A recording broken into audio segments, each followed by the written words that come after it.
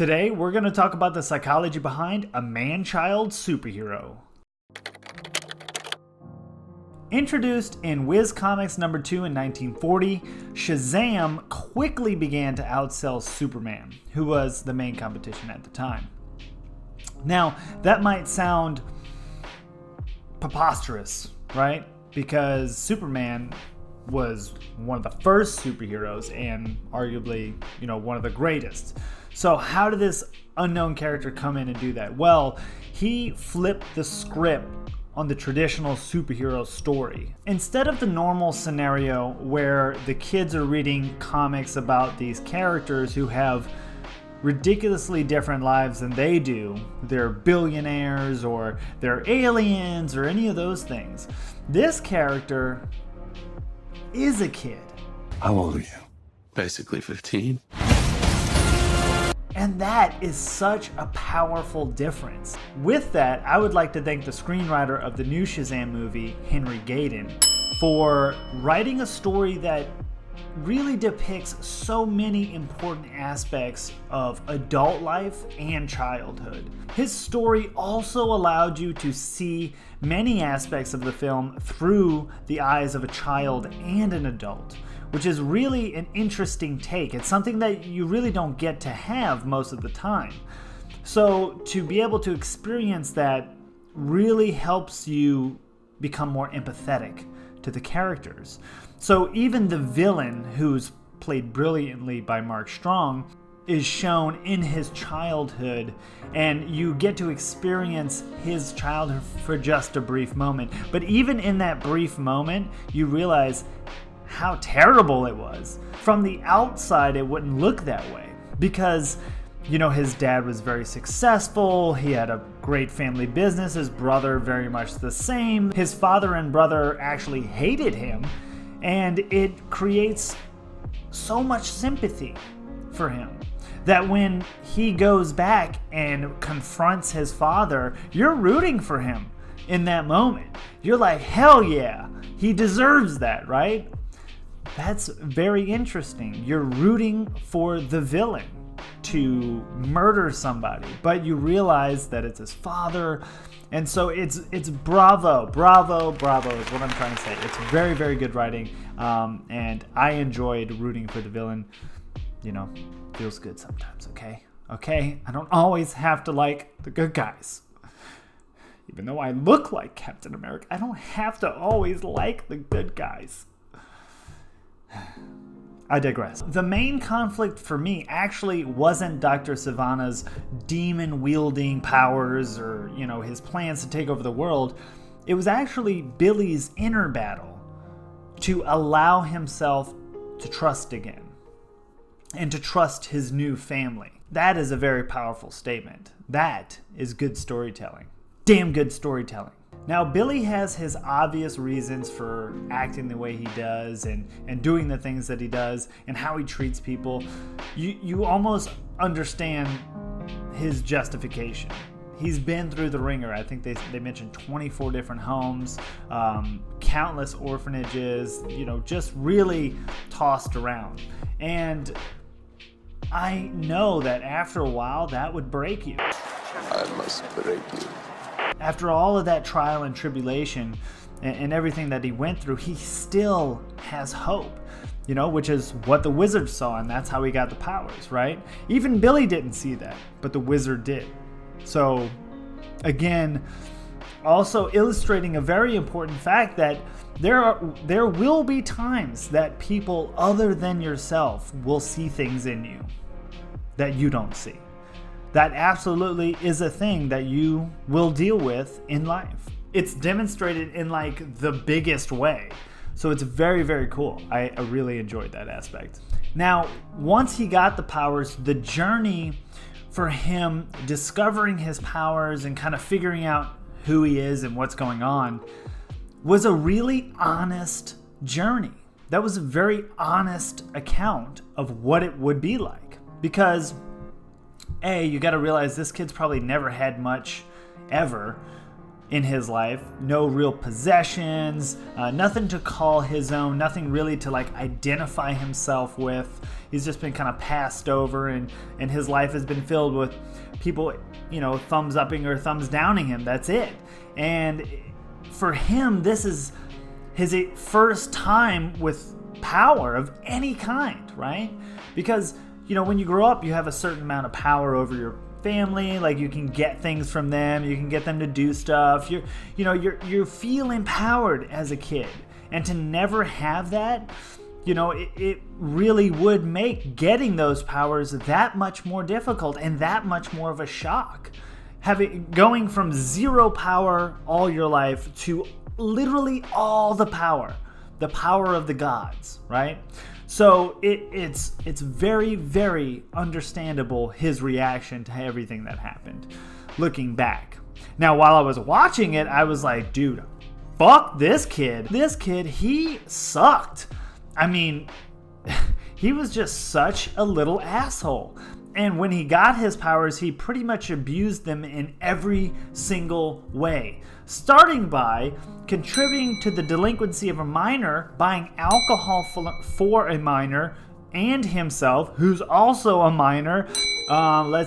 Breaking into an ATM, soliciting money for autographs. You electrocuted a bus and almost killed these people.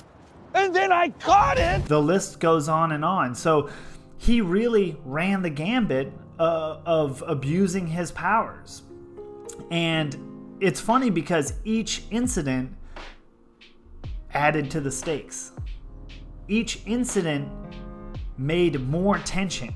You know, it's really frustrating to watch that, but that frustration is drawn out over all of these instances, right? So if it was just one instance of him abusing his power, you'd be like, oh, okay, that makes sense. 2, you're like, well, you know, I understand. But 3, then you're getting into like, okay, really? 4, and he just went off the rails. So it was just over and over again. So that added to the tension.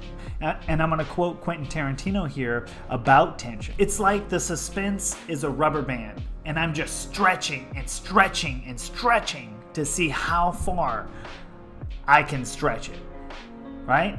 That's so cool, and that's so interesting when you think about it, is that that's what all of those scenes are doing. They're just stretching that tension so that when the payoff finally does happen, when you do see this change in him, it's so much more satisfying and gratifying than if it was just 1 or 2 examples of him abusing his powers, or him abusing his family, or you know, abusing their trust, or anything along those lines. There were so many instances that by the time the payoff happened, it was extremely gratifying.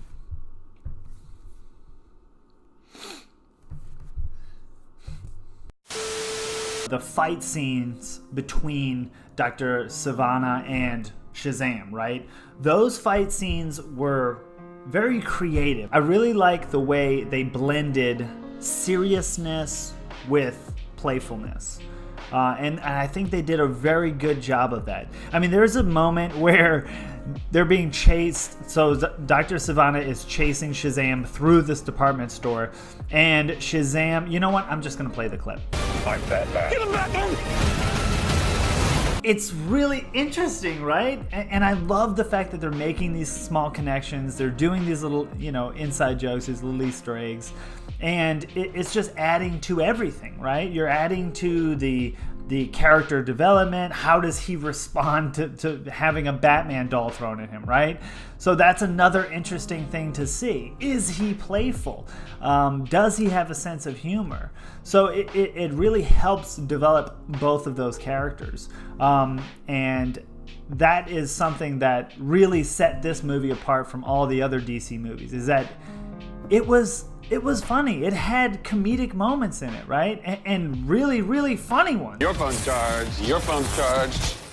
The hell? It's not just like, you know, cheap jokes here and there. This was very well written, very smart dialogue. His name is Captain Sparklefingers. No, it's not. That's not my name. And I enjoyed the hell out of it. I laughed my ass off. Boom, right? And I just wasn't expecting that. It really blew me away how entertaining this movie was. And you can also tell by how much I'm talking with my hands. Absolutely. All in all, it was a fantastic movie, right? And the biggest payoff to me was Billy finally accepting his new family. We see him participating in the family dinner at the end, and you know, giving the powers to his family. It's so gratifying because they were helpless, pretty much helpless, right? And Billy shared his powers and shared his abilities with his family. And it was just a really symbolic moment. And I thought that breaking the staff, you know, assuring that these powers are here to stay, that also meant a lot. I don't know if people understand the significance of that, but they broke the staff, so there will be no more transfers of powers. It's done, not unless there's some other relic out there, but you know, besides that, they have the powers now. So it really does warm your heart to see this kid, after all this time, finally feel like he fits in somewhere. And that's one of the biggest things, is they really show and demonstrate that it's okay to allow yourself to feel things. And that's a big takeaway for me, because growing up, you are told that your feelings are wrong, right? You're crying. Why are you crying? You should be crying. You know, why are you upset? You shouldn't be upset. Why are you sad? You shouldn't be sad. What are you so sad about? Why aren't you happy? So you're inundated with this. And so what it does is you begin not to trust your own emotions, right? And that is very dangerous, because if you can't trust your own emotions, what can you trust? It's this like almost Inception-like thought of mistrust that's planted in your brain as a young child. And I love the fact that this movie talks about that, and this movie identifies the fact that, you know what, you can't hold these grudges against the world, right? Because it's how you react, it's how you learn, and it's how you grow. And that's what Billy did. Billy grew into an adult. Even though he was 14, he had been faced with so much more than most people experience their whole life. So for me, that moment, he let go of all of that, of all of those years of misuse and mistrust and everything else. He let go of that. And it ushered in a new era, and you could feel the weight lifted off of his shoulders, and it was awesome. It felt good for you as the viewer, as the watcher, to see him smile and have this carefree attitude about him. Man, you just wanted that for him the whole movie. And it was very, very satisfying to actually get that at the end. If you saw the movie and you liked it, let me know what your favorite scene was in the comments down below. And if you liked any part of this video, let me know by hitting the subscribe button, and then hit the little bell, because guess what? I got a bunch of other cool videos coming out that you're probably gonna wanna see. So thank you so much for watching. Oh, by the way, if you have a favorite character or supervillain or superhero that you want me to do an analysis on, just let me know in the comments below, and I'll happily make a video for you. So thank you so much for tuning in. Stay around for the next minute I'm going to give you. It's all for you. You deserve to take some time for yourself today, so take the next minute of this video and just relax, okay? Thanks again. See you in the next one.